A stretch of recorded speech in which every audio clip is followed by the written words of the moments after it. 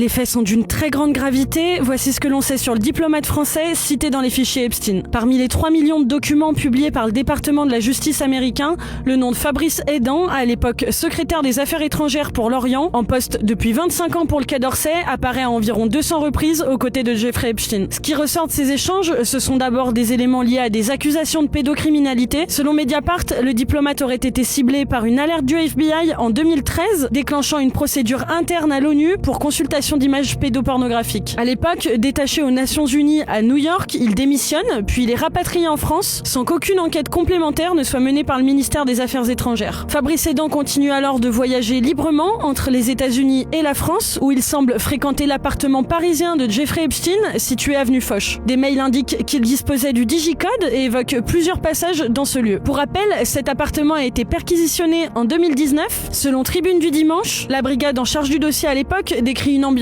malsaine et la présence de dizaines de photos de femmes jeunes et nues. Quiconque est entré ici ne peut ignorer les défiances d'Epstein. En 2016, Jeffrey Epstein transfère au diplomate un article intitulé « Un scandale de pédophilie étouffé par le Quai d'Orsay », un article qui, sans le citer, parle de Fabrice Hédan. Mais le haut fonctionnaire est aussi accusé d'avoir fait fuiter des échanges liés à l'ONU directement aux milliardaires. Fabrice Hédan aurait fait bénéficier Jeffrey Epstein d'informations diplomatiques, de services ou de réseaux à l'international, notamment via des mails envoyés depuis son adresse des Nations Unies. Par exemple, en 2012, il transfère à Epstein le 15e rapport semestriel du Conseil de sécurité avec 3 mots, Here it is. Dans l'ensemble, les échanges révèlent un ton familier entre les deux hommes. En octobre 2010, lorsque le diplomate demande des éléments biographiques pour une invitation officielle, Epstein ironise. J'imagine qu'on ne peut pas simplement écrire juste un type bien ordinaire avec un passé haut en couleur et un avenir prometteur. Le diplomate répond alors: Pour moi, cela suffirait, mais il y a aussi des personnes assez rigides. Leur proximité est enfin illustrée par des cadeaux, une paire de chaussures de luxe, personnalisées, mais aussi des virements bancaires sont évoqués dans leurs échanges. Contacté, Fabrice Hédan n'a pas souhaité s'exprimer. Sur RTL ce matin, Jean-Noël Barrot, ministre des Affaires étrangères, s'est dit indigné. Quand j'ai pris connaissance de ces informations hier, j'ai été effaré et j'ai fait ce que chacun aurait fait à ma place. J'ai saisi la justice et lancé une procédure disciplinaire qui décidera de son avenir. Dans la foulée, la porte-parole du gouvernement, Maud Bréjon, a annoncé en Conseil des ministres soutenir cette initiative. Actuellement directeur des affaires internationales d'Engie, le diplomate a été suspendu par l'entreprise.